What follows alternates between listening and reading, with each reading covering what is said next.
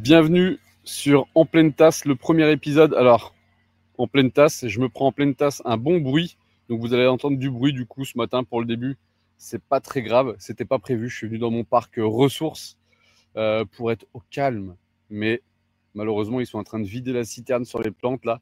Donc tant mieux, ils travaillent, moi aussi. Et on va tous le faire ensemble. Donc il y aura un petit bruit au fond. Peut-être que ça redeviendra plus calme plus tard. En tout cas, merci d'être là. Merci d'écouter pour ceux qui sont en podcast et de me regarder pour ceux qui sont sur YouTube. On va parler de préparation mentale. Je vais vous présenter d'abord le concept un petit peu quand même en pleine tasse. J'ai toujours rêvé de faire de la radio.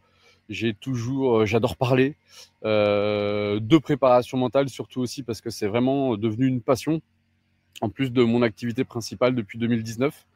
Et je vais parler avec vous en direct. Vous pouvez intervenir en commentaire. Vous pouvez aussi venir avec moi en live. Je vous envoie une invitation. Vous cliquez et vous me rejoignez en live. On le fera de plus en plus. Parfois, j'aurai des invités aussi, des invités de marque ou pas. Et des gens, parfois dans le monde amateur aussi, parfois des gens de la vie quotidienne. On va parler un peu de tout, de la préparation mentale dans tous les domaines. Et voilà, j'espère que ça va être riche, j'espère que ça va vous plaire. En tout cas, vraiment, je fais un peu ça pour moi, surtout. Et si ça peut vous apporter, eh ben, tant mieux. Mais je sais que moi, je vais passer un bon moment. Même si, alors depuis ce matin, c'est catastrophique, donc le bruit ici. Mais justement, je suis là pour montrer l'exemple et on va peut-être décortiquer ça par la suite. Euh, Ce matin, j'ai mon grille-pain qui m'a lâché. Ça, c'est fou, ça. Comme par hasard, ce matin, mais il n'y a pas de bon moment pour qu'il se passe des choses. Mon grille-pain m'a lâché. Du coup, je mets mes tartines au four. Je les fais cramer. Ensuite, je viens ici. J'ai pas pris le. Mes AirPods m'ont lâché hier. Ça, c'est fou aussi. J'avais prévu de faire le live avec les AirPods, justement, pour couvrir les bruits autour. Et impossible, ils m'ont lâché. Ils marchent plus. Du coup, je prends mes écouteurs de d'habitude. J'arrive ici au parc, aller à 15 minutes de chez moi de marche, un peu moins peut-être. Et j'ai pas pris les bons écouteurs. C'est pas le bon embout, c'est pas la prise jack pour mon MacBook Pro. Donc, du coup, on adapte. Et justement, en fait, la préparation mentale, elle permet ça. C'est que j'ai l'impression qu'il peut rien m'arriver. En fait, même si quelqu'un arrive et veut me faire fermer mon ordinateur, je réussirai à me connecter quand même quelque part, plus tard, peut-être demain. Et puis surtout, si je peux me reconnecter que demain, eh ben, je vais pas repenser à ça toute la journée, je vais passer à autre chose. Je vais switcher un peu ce truc-là. Parce que je vais pas utiliser d'énergie sur tout ce que je ne peux pas maîtriser. Et là, je vais pas demander à la dame d'arrêter d'arroser les plantes, même si du coup, elle vient de le faire. C'est ça qui est beau aussi. C'est que le timing, quand tout doit bien se passer, tout se passe bien. Et je sais que c'est pas vraiment dérangeant. Voilà, mais on va revenir là-dessus un peu par la suite. Et alors, pour ceux qui me connaissent déjà, donc je m'appelle Rémi Lasserie, je suis préparateur mental. Et en fait, là, j'ai rien préparé. Je veux vraiment que ce soit à l'instinct, avec vos commentaires. On est en direct sur YouTube, sur LinkedIn, sur Facebook, sur ma page Recto Cerveau. Sur LinkedIn, c'est sur Rémi Lasserie. Et sur YouTube, c'est sur ma page Rémi Lasserie, Recto Cerveau. Je sais même plus le nom, c'est pas pro, c'est pas normal, mais c'est pas grave. Je rectifierai ça et puis je vous mettrai tout ça euh, dans le descriptif. Il y a pas mal de monde qui devrait passer peut-être dans le parc. J'en ai vu courir ce matin. J'ai un monsieur qui s'est assis à côté de moi pour discuter avec moi jusqu'à 30 secondes avant l'émission. C'est pour ça qu'il y a plein de choses que je voulais faire avant, mais que j'ai pas eu le temps de faire. Du coup, c'est pas très grave, mais c'est ça qui est beau, justement, aller au contact des gens. Et donc, on va parler préparation mentale et je vais essayer de me recentrer. Je suis très bavard, je parle beaucoup, mais voilà, ça me fait du bien. Donc, c'est un peu peut-être une thérapie aussi de faire ça. Et donc, vous pourrez retrouver aussi, normalement, si tout fonctionne, tout ça en podcast sur les différentes plateformes. Mais je communiquerai là-dessus, notamment sur Instagram. C'est là où je communique le plus. C'est là où c'est le plus simple pour moi parce que je suis habitué. Donc, vous pouvez me retrouver sur Instagram, Recto Cerveau ou Rémi Lasserie. Vous verrez, vous me trouverez assez rapidement. La préparation mentale. Alors, le titre, c'est Passe à l'action. Je vais vous le mettre. Si je le mets, je suis même pas sûr de pouvoir enlever, mais regardez pour ceux qui sont en ligne et sinon pour ceux qui m'entendent. Donc, c'est préparation mentale, passer à l'action. Alors, pourquoi? Parce que ça fait longtemps qu'on entend un peu partout que la préparation mentale, c'est indispensable. C'est 80% parfois de la performance. Parfois, il y en a qui vont dire 50, parfois. Donc, tout le monde sait que c'est important, peu importe. Ah, je peux me rasseoir, il y a un petit peu moins de bruit. Je vais me remettre où j'étais. Et je prends bien sûr ma tasse pour boire un petit coup. La préparation mentale, ouais, c'est une partie importante de la performance. Mais pourquoi tout le monde n'en fait pas? Pourquoi tous les athlètes n'en font pas? C'est pour ça que j'ai voulu appeler ce premier épisode Passe à l'action. Qu'est-ce qui vous empêche de passer à l'action? Qu'est-ce qui fait que l'on ne passe pas à l'action? J'ai des éléments de réponse là qui me viennent. J'en ai déjà discuté avec d'autres préparateurs mentaux, avec des athlètes aussi qui ont mis longtemps à passer à l'action. Et j'ai envie de parler de ça ce matin. Alors le temps du podcast aussi, vous allez peut-être me demander, eh ben déjà, ça ira pas plus loin que la batterie de mon ordinateur, parce que j'ai pas de charge, je voulais faire un peu à l'instinct. Et je dirais, allez, peut-être une demi-heure, on va voir, ça sera jamais le même temps. J'aime pas être cadré, j'aime bien être libre, donc je prends mon temps. Comme je le dis souvent, le bonheur, c'est comme le temps, il faut le prendre. Le plaisir, c'est comme le temps, il faut le prendre. Donc, passer à l'action, qu'est-ce qui peut empêcher de passer à l'action? J'ai différents éléments de réponse. Vous pourrez agir en commentaire si vous avez, je pourrais afficher les commentaires à l'écran. Si vous avez des idées, et puis je rebondirai sur tout ce que vous allez me dire. Pour moi, il y a l'inconnu déjà. La préparation mentale, qu'est-ce que c'est? Qu'est-ce que c'est vraiment concrètement? La préparation mentale, on me demande tout le temps, mais qu'est-ce que vous faites? Ok, je comprends, la préparation mentale, c'est utile, ça marche, ok, je connais des gens qui en font, ils ont eu de très bons résultats. On peut voir aussi sur ce que je partage sur les réseaux sociaux, les athlètes que j'accompagne, souvent, 90%, 95%, peut-être même 100%, je crois, cette année, ont atteint ou dépassé leur objectif. Et en fait, les gens leur posent des questions. Qu'est-ce que c'est vraiment qu'est-ce que vous faites en séance? Donc déjà, je peux vous expliquer un petit peu ça. Mais donc ça, ce sera le premier élément. J'y reviendrai. Ensuite, donc voilà, c'est l'inconnu. Hein. Qu'est-ce qu'on fait concrètement? Si c'est pas concret, on peut pas se lancer. Et je prends toujours l'exemple de dire, si je te demande de te lancer tête la première dans un lac où l'eau est noire, on ne sait pas ce qu'il y a au fond. Forcément, tu vas hésiter. Hein. Alors que si je te demande de plonger la tête la première dans une piscine où l'eau est claire, là, si je te demande de faire un plongeon, tu vas y aller sans hésiter. Et c'est un peu ça la préparation mentale aussi. C'est que si on ne sait pas où on va, si on a des doutes sur ce qui peut se passer, on ne va pas y aller, tout simplement. Donc ça serait le premier élément de réponse pour moi, c'est la méconnaissance. Donc il faut informer. C'est pour ça aussi que je suis en live là tout de suite, c'est pour informer les gens, les athlètes, tout le monde, parce que je pense que c'est ouvert à tous et je veux démocratiser ça d'ailleurs. Et j'ai pas mal commencé. Mais la préparation mentale, c'est bon pour tout le monde, même pour moi, je suis accompagné aussi régulièrement. Et je pense que la méconnaissance, le manque d'information, comme pour Didier Deschamps par exemple, on pourra en reparler aussi de ça, mais Didier Deschamps qui pense que c'est lui le préparateur mental de l'équipe de France, et il pense que les pénaltys par exemple ne se travaillent pas à l'entraînement parce qu'on ne peut pas retranscrire la tension et la pression de ce que l'on peut vivre en pénalty en compétition à l'entraînement, donc difficile de s'entraîner dans les bonnes conditions. Mais c'est là qu'on voit qu'il a rien compris. Mais alors, je le respecte énormément. Hein, c'est un des plus grands entraîneurs et puis aussi joueurs qu'on ait pu connaître. Mais à ce niveau-là, je dois lui dire que je suis peut-être plus compétent que lui pour le coup. Et c'est exactement l'inverse qu'il faut faire. C'est justement apporter ce qu'on arrive à faire à l'entraînement en compétition, peu importe le contexte. Et pour ça, on peut se préparer. Préparer les gardiens aussi. Mais bref, ça, si vous me posez des questions, je pourrais y répondre et on pourra en parler pendant longtemps. C'est un long débat. Donc la méconnaissance empêche de passer à l'action. Dites-moi si vous êtes d'accord en commentaire ou vous pouvez réagir après sur les réseaux sociaux. Ensuite, qu'est-ce qui pourrait empêcher le passage à l'action? Il y a aussi le fait de devoir, je ne sais pas, par exemple, si vous devez acheter quelque chose en ligne, souvent, les sites sont faits de sorte à ce que maintenant, on peut en 1 ou 2 clics acheter en ligne. Et pour de la préparation mentale, à partir du moment où on doit avoir plusieurs actions consécutives à faire. Donc, contacter un préparateur mental, déjà savoir si on en a vraiment besoin, ce que c'est vraiment. Voilà, ça on l'a dit. Ensuite, en trouver un. Ensuite, avoir le courage de l'appeler. Ensuite, échanger avec lui, lui poser des questions. Mais si on ne connaît pas, on ne sait même pas exactement les questions qu'on doit lui poser.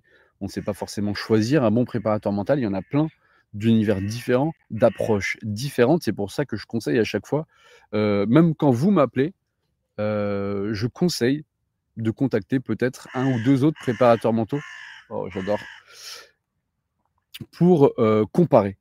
Alors, les prix, comparer l'approche, et il faut que ça matche. Ça, j'en suis convaincu. Il y a du feeling pour que ça se passe bien. Et je pense que les premiers rendez-vous comptent vraiment pour, dans le résultat final, en fait. Je pense que j'appelle ça la prise en charge de l'athlète, donc, ou de la personne qui fait appel à moi. Donc, les premiers rendez-vous, pour moi, ils sont super importants.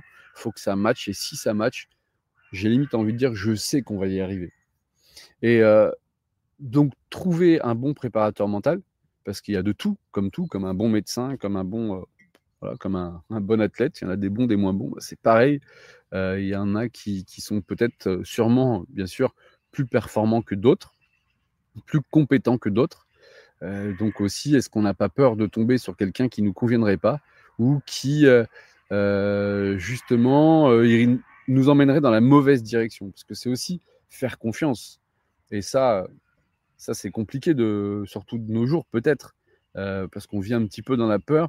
Faire confiance à quelqu'un, déjà qu'on ne se fait pas confiance à soi en général aussi. C'est un peu le mal du siècle, ça, où on manque un peu de confiance en soi. Peut-être aussi, la plupart des personnes qui font appel à un préparateur mental manquent de confiance en eux. Et en plus, si on peine à se faire confiance, si on doit faire confiance à quelqu'un, donc parce que la confiance, ça se gagne, ça se donne et ça se prend aussi. Et donc ça peut être aussi un autre obstacle. Oser. Donc ça, c'est les premiers éléments que je pourrais apporter. Donc c'est la méconnaissance. C'est le fait de passer à l'action, de devoir contacter un préparateur mental, d'en trouver un bon, de savoir quelles questions lui poser.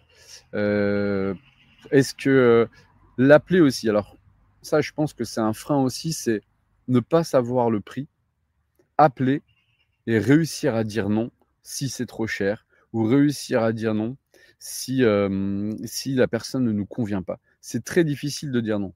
Et une petite parenthèse là-dessus, j'en ferai plein des parenthèses, hein. Et je fais des paraphrases souvent.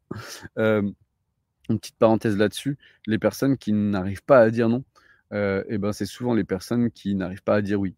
On pourra en reparler aussi de ça. Mais souvent, une personne qui va pas oser dire non, non, désolé, je pense pas que vous soyez la personne qui me convienne. C'est dur de dire ça. Il faut vraiment avoir confiance en soi pour réussir à dire ça, alors qu'on devrait le dire tout simplement parce que c'est important de dire les choses. Et c'est souvent aussi les personnes qui vont, donc comme je le disais, peiner à dire non. C'est aussi les personnes qui vont peiner à dire oui. Donc souvent, le style de personne, quand on va leur proposer de l'aide, est-ce que tu veux que je t'aide à porter ça? C'est lourd et tout. Non, c'est bon, ça ira.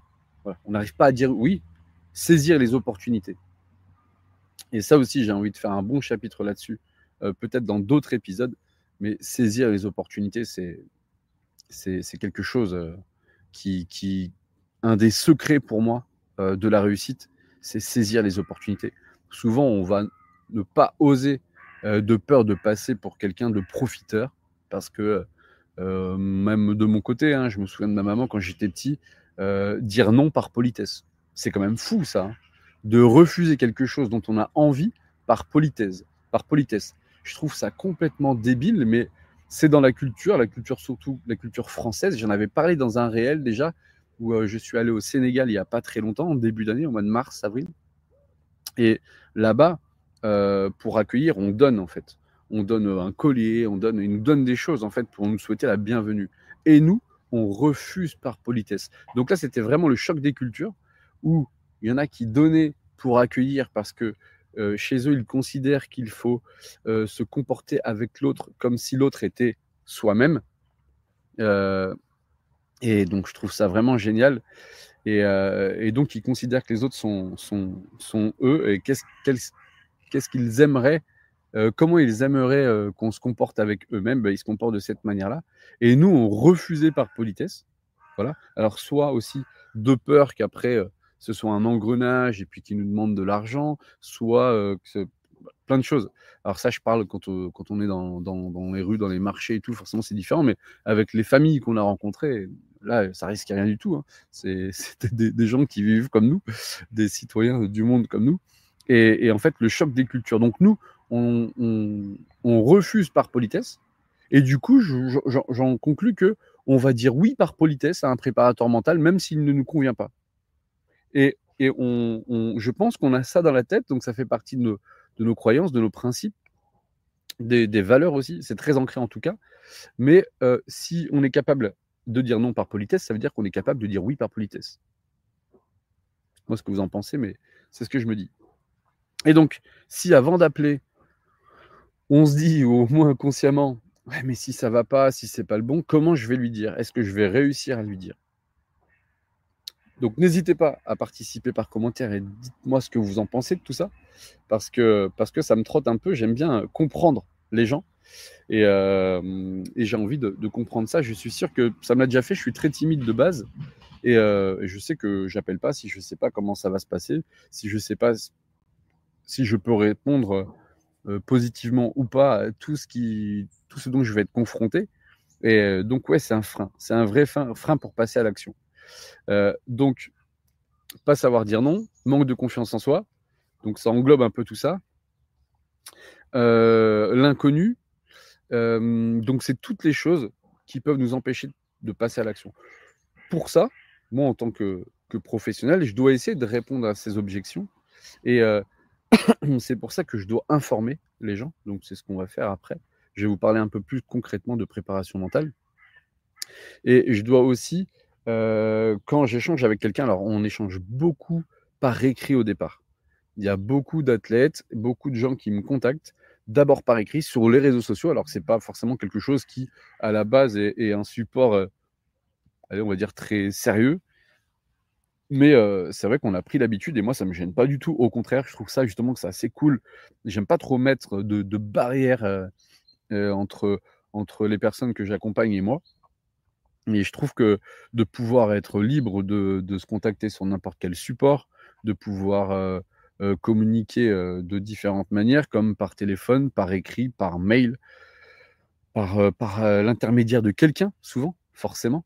Ouais, j'ai quelqu'un qui serait intéressé, est-ce que tu penses que tu pourrais l'accompagner? Ben, ouais, je pense que je peux l'accompagner, mais je pense que, je peux peut-être pas non plus. Donc je sais pas, je la connais pas, je sais pas ce qu'elle veut, quels sont ses objectifs, les difficultés qu'elle rencontre et donc j'ai besoin de la connaître et surtout j'ai besoin que ce soit une démarche personnelle. Donc j'ai besoin que ce soit elle qui vienne à moi et je me dis que alors bien sûr, il y a des personnes qui sont pas prêtes, mais quand on a vraiment envie de travailler sur soi, je pense que n'importe qui est capable de m'envoyer un message ou de m'appeler. Alors je me trompe peut-être, c'est une croyance et c'est possible que ce ne soit pas du coup à 100 vrai, forcément. Rien n'est vrai à 100 d'après moi et donc je conçois que certaines personnes, vraiment en difficulté ou trop timides pourraient ne pas oser. Mais j'ose espérer ou croire que, quand on a vraiment envie et besoin, d'avancer, on puisse faire des efforts comme écrire ou appeler et je me dis qu'il y a une grande partie du chemin qui est faite déjà quand c'est le cas. Donc voilà, donc tout ça, je dois répondre à ces objections-là et c'est pour ça que déjà quand vous m'avez en ligne pour la première fois, quand vous m'écrivez ou quand, je vous ai en rendez-vous pour la première fois, alors sauf dans les situations urgentes, des fois on m'appelle: «Il faut absolument, j'ai compète ce week-end, il faut absolument qu'on fasse quelque chose». Alors là, c'est pas un accompagnement là.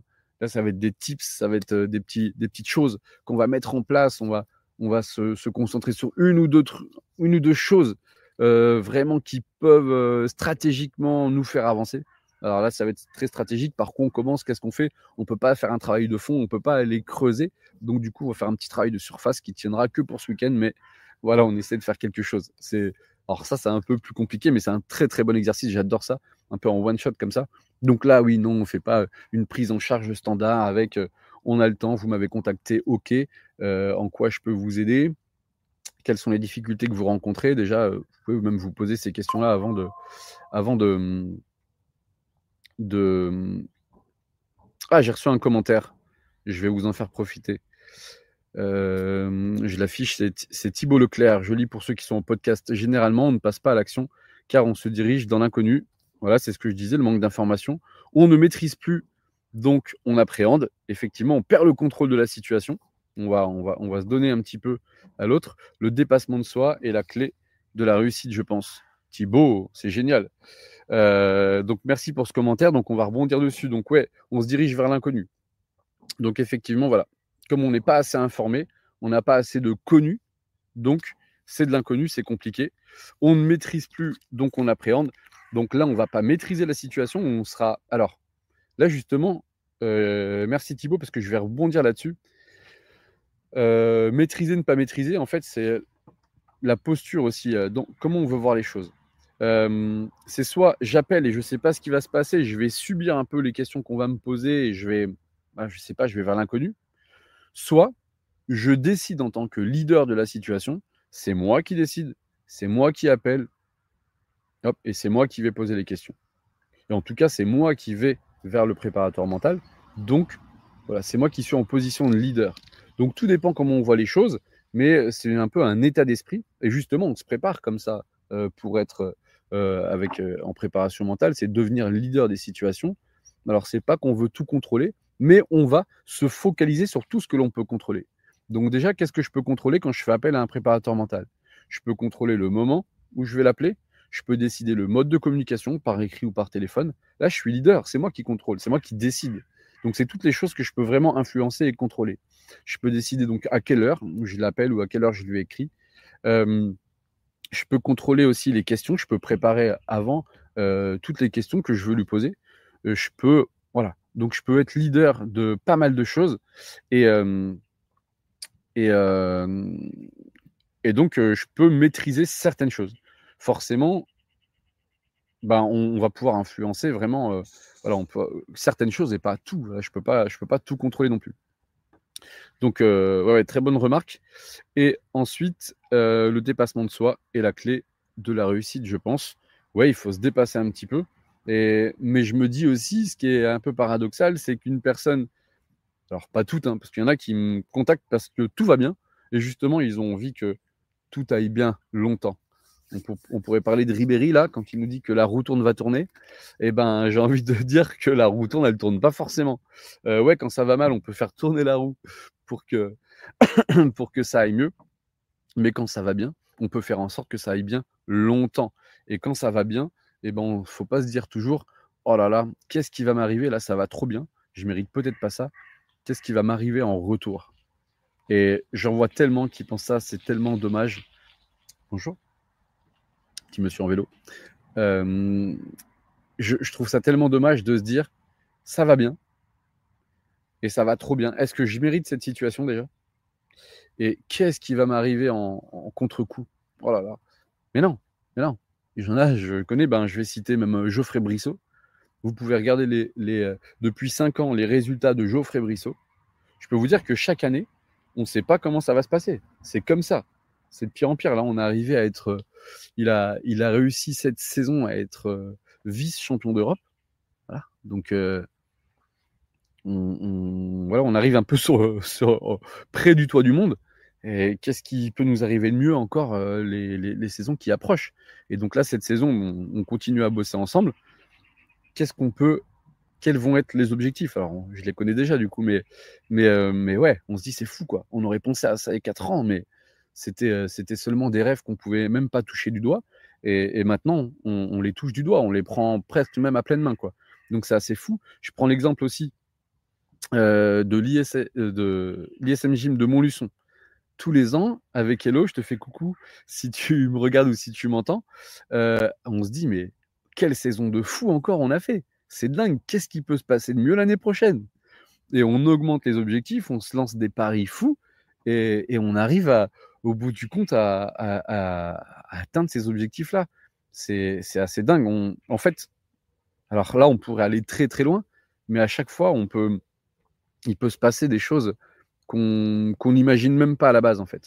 Et c'est ça qui est bon, c'est ça qui est pas mal dans l'inconnu, c'est qu'on peut être surpris. Donc ouais, l'inconnu, ça peut faire peur, mais ça peut être aussi agréablement surprenant. Et c'est ça que je recherche chaque jour. Et je pense que grâce à la préparation mentale, on peut vraiment vivre des moments incroyables. J'ai une pensée à plein d'athlètes que je ne citerai pas non plus là, quand même, comme ça, parce que je ne sais pas si ils accepteraient que je parle d'eux devant tout le monde, mais je pense à plein d'athlètes juste cette saison. euh, on a vécu des trucs fous, des émotions fortes.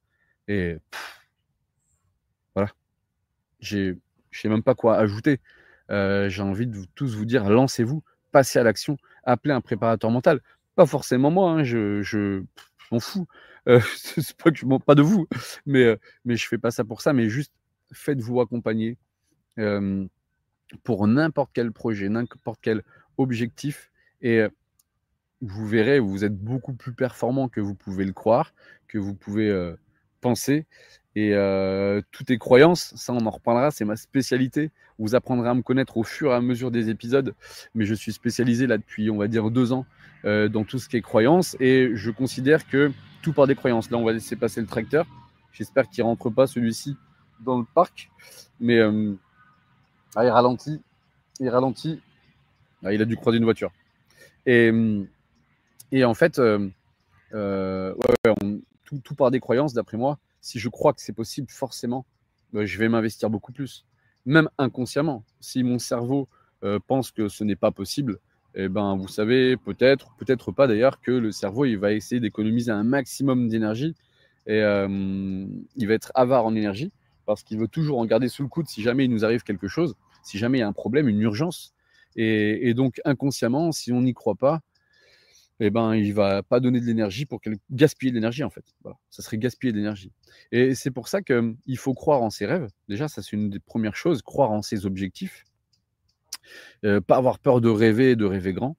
Euh, et par contre, après, il ne faut pas devenir prisonnier de ses objectifs.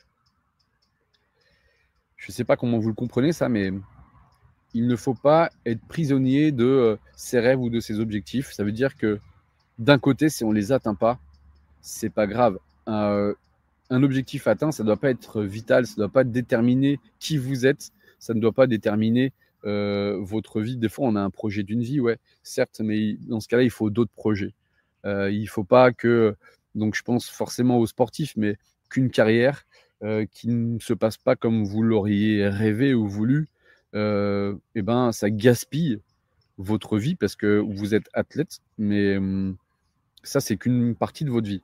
Pas une petite, ça peut être une très grande partie, c'est pas grave. Mais vous n'êtes pas qu'athlète, vous êtes des êtres humains avant tout. Vous êtes des gens qu'on peut aimer, détester. Vous êtes, voilà, ça, c'est qu'une facette de vous, c'est le côté athlète, qui est très bien. Mais voilà, faut pas oublier que vous êtes humain, que vous pouvez faire plein d'autres choses autour.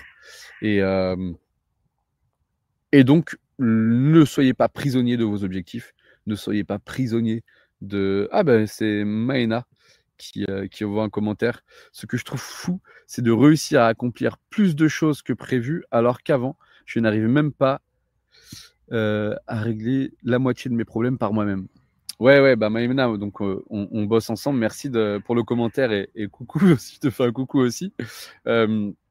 Ouais, en fait, ce qui est fou, c'est ce que je disais. Je pensais à toi aussi là-dedans. Du coup, d'ailleurs, tu en faisais partie des athlètes à qui je pensais, où je pense que on a vécu vraiment des émotions très très fortes. Et ben surtout toi, je suppose. Mais c'est vrai que je vis à travers les athlètes pas mal de choses. Et, euh, et c'est vrai que euh, on peut vivre des choses qu'on pensait même pas pouvoir accomplir. Et tu fais bien de dire ça maintenant parce que du coup, c'est jamais fini en fait. C'est jamais fini. Il y a quelques temps, tu pensais pas pouvoir accomplir certaines choses, tu les as accomplies. Maintenant, tu dois ne plus euh, croire que tu puisses accomplir d'autres choses, mais tu réussiras aussi et ainsi de suite. Et en fait, ça ne s'arrête jamais. Donc, vous pouvez d'ailleurs suivre Maëna et tous ses résultats parce que c'est un très très bon exemple. Et on aura peut-être l'occasion d'en parler, peut-être même dans d'autres épisodes. Mais merci d'avoir participé. Effectivement, ouais. Euh, en fait, comme je disais, on est capable de plein de choses, mais, on n'a pas conscience de tout ça parce qu'il y a tellement peu de choses qui sont apportées à la conscience déjà, parmi toutes les informations qui sont apportées au cerveau, moins de 1% sont apportées à la conscience. Et si on devait avoir conscience de tout, ce serait très compliqué à gérer. Déjà, quand on a plusieurs choses à penser, c'est compliqué. Donc si on avait conscience de tout, tout ce qui était possible, tout ce qui était faisable, ça serait très compliqué. Ouais, merci d'avoir souligné ça, Maïna. Et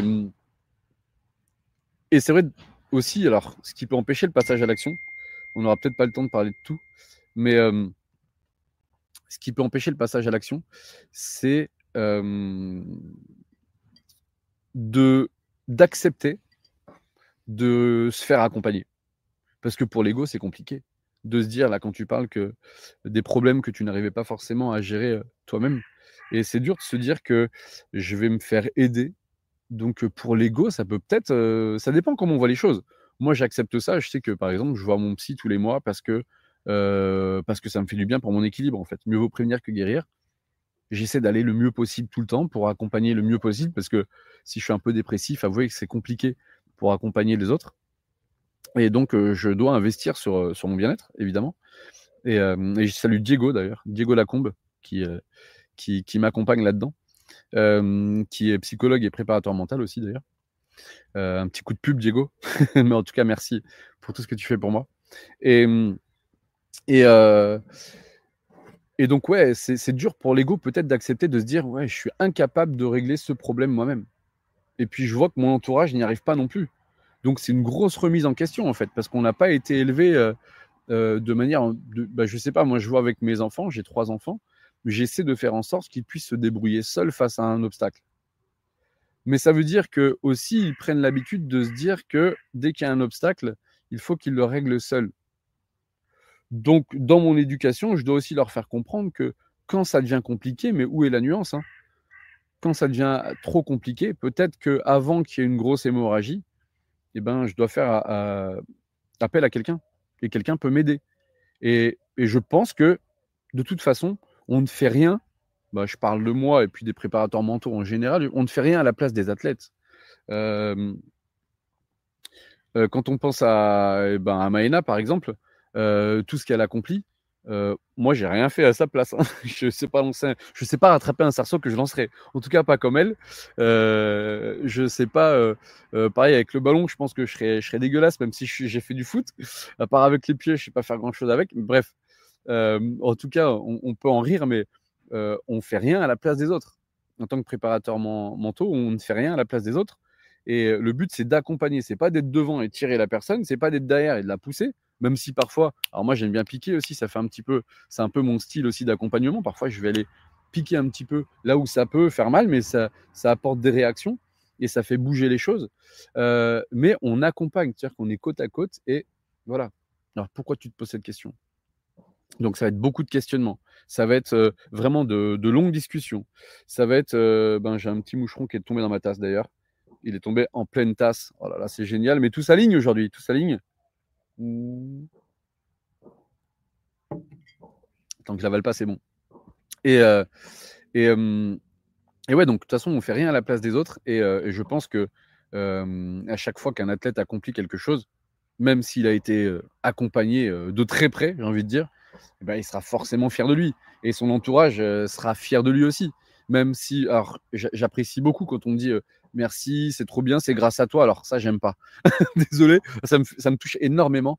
Mais c'est jamais grâce à moi, parce que c'est jamais grâce au préparateur mental. Alors, il y a toujours une petite part de bien sûr, ça serait passé différemment si le préparateur mental n'avait pas été là. Mais c'est aussi beaucoup grâce au coach, aux entraîneurs. Mais c'est surtout grâce à l'athlète. Donc voilà, il faut remettre, c'est quoi qu'on dit? L'église au milieu du village. Je pense qu'il faut remettre l'église au milieu du village. Il ne faut pas sous-estimer le travail du préparateur mental, mais c'est pas non plus grâce au préparateur mental si la personne atteint son objectif. Il y a une part de responsabilité parce que ouais, quand il y a des objectifs où j'ai plus de pression que d'autres, évidemment, et ça peut paraître difficile. Il y a des gros enjeux parfois pour certaines personnes. que ce soit financier, que ce soit vitaux, je sais pas, j'ai accompagné des personnes dans des cas assez extrêmes. On y reviendra aussi, ça. Mais j'ai pas forcément envie d'en parler maintenant, mais ouais, parfois il y a des gros enjeux et il peut y avoir une grosse pression, donc on est là pour la gérer. Rendez-vous pris pour nous, ok, super. Merci Aurélie, c'est cool. Ouais, il y a le mois d'août, je vais partir en vacances, donc il y a beaucoup moins de dispo, donc il faut commencer à prendre les rendez-vous. Et puis septembre, ça commence à se charger aussi. Et je suis trop content parce que la préparation mentale, je vois que ça décolle vraiment là depuis 2019.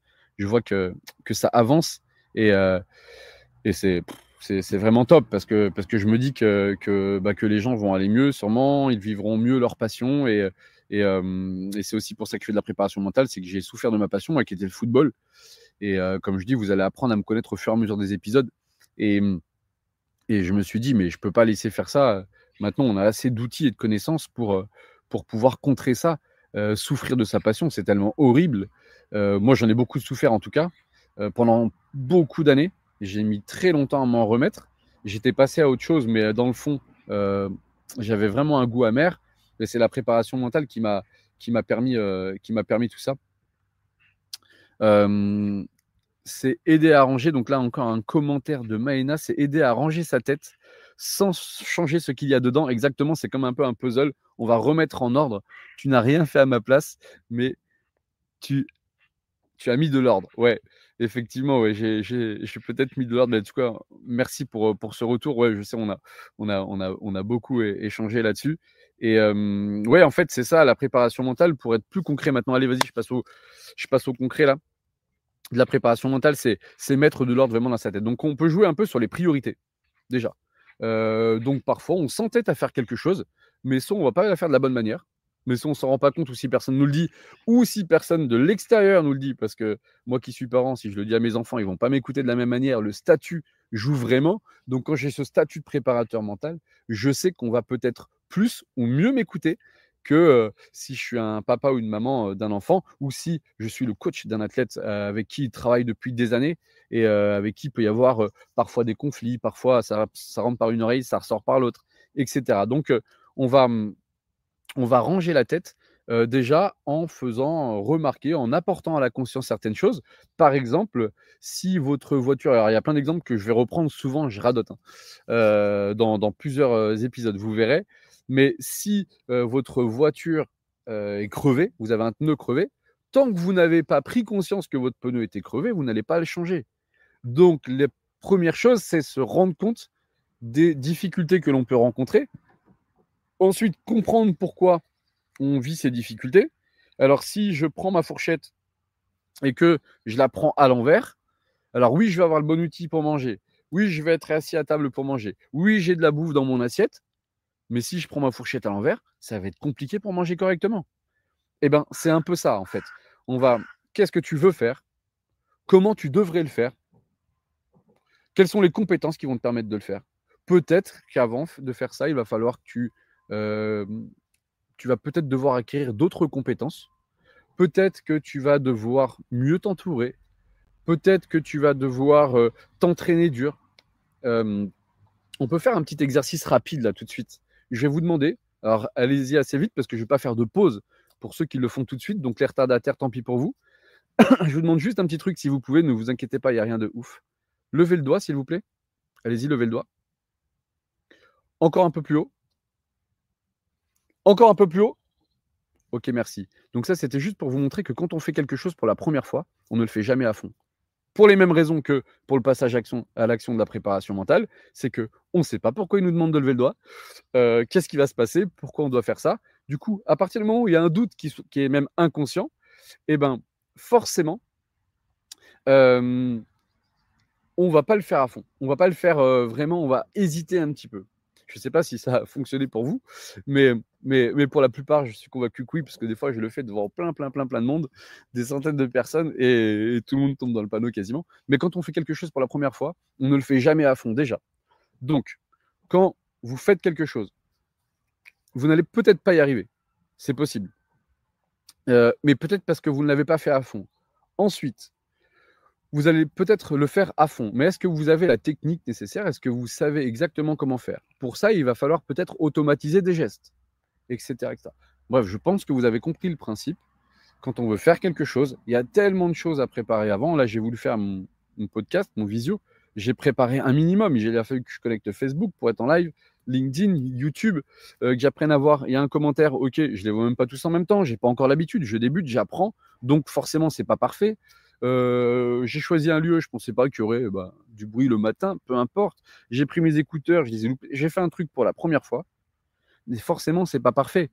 Et je suis même peut-être pas à fond. Alors, j'avais l'impression que j'étais à fond, que je tenais tout pour ça. Mais en fait, non. Parce que sinon, j'aurais passé la nuit dessus pour maîtriser à fond le logiciel. Et je ne le maîtrise pas vraiment à fond.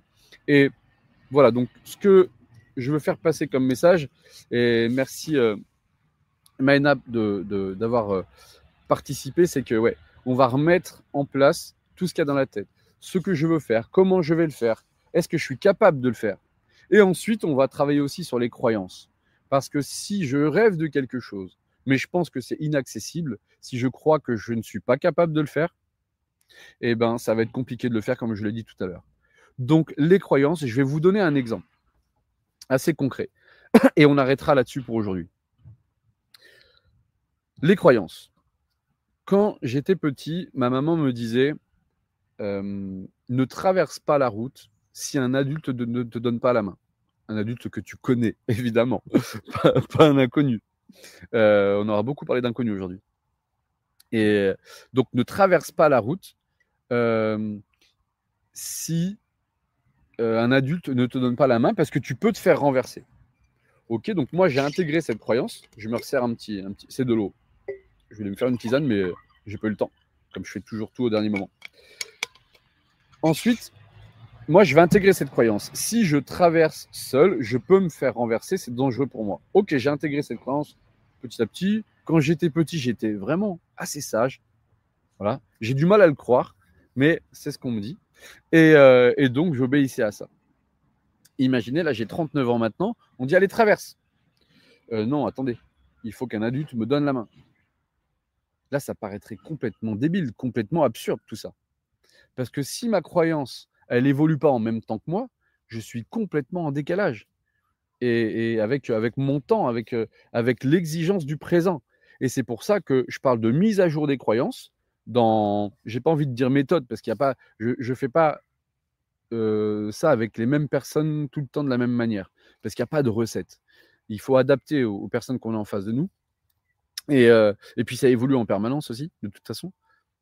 Donc la manière de faire, c'est la mise à jour des croyances. C'est comme votre portable, votre iPhone ou autre. Si vous ne faites pas la mise à jour, donc de vos croyances et de votre portable, il va être obsolète par rapport aux exigences du présent. Donc par rapport aux nouvelles applications, il ne pourra peut-être pas les supporter parce qu'il ne sera pas prêt. Voilà. Et en fait, vous ne changez pas de portable, mais vous avez fait la mise à jour et il fonctionne différemment. Donc pareil, vous ne changerez pas. Ce n'est pas vraiment du changement que l'on recherche, c'est de l'évolution. Donc le but, c'est de vous faire évoluer. Et par là, donc, en passant par la mise à jour des croyances, je vais mettre à jour les croyances par rapport à vos compétences. Ça veut dire qu'il y a 2 ans, j'étais pas capable de faire telle ou telle chose. Maintenant, je crois toujours que je ne suis pas capable. Mais est-ce que c'est la vérité? Avant, c'était une croyance aidante, le fait de ne pas traverser pour moi trop tôt, trop jeune, parce que j'étais pas capable d'évaluer la distance et la vitesse des voitures qui arrivaient avant de traverser. J'étais peut-être même pas capable de regarder à gauche et à droite correctement. Là, il y a un peu de soleil qui arrive, tant mieux.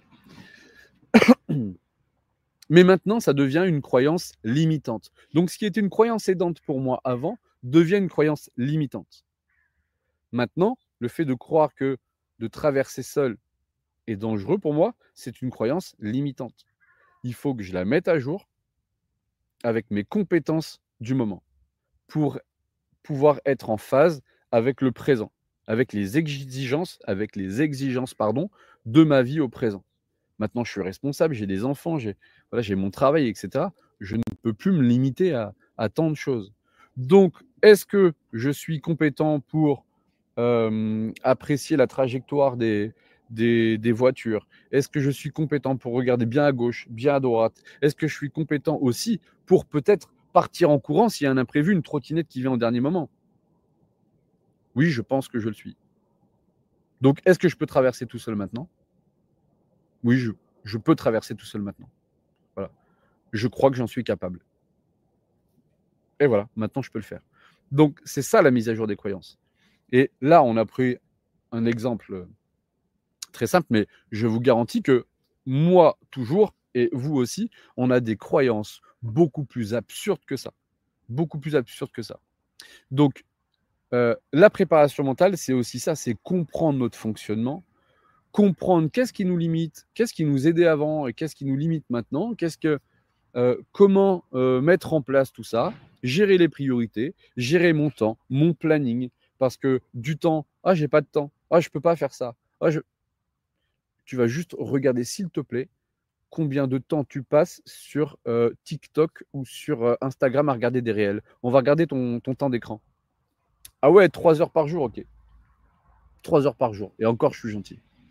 Je suis très gentil. 3 heures par jour, j'en vois des beaucoup plus. Euh, et donc, tu n'as pas le temps. Oui, mais, oui, mais. Alors, oui, mais, ça, on en reparlera. C'est un truc qui me parle beaucoup, le oui, mais c'est encore top secret. Mais euh, voilà, du temps, on en a.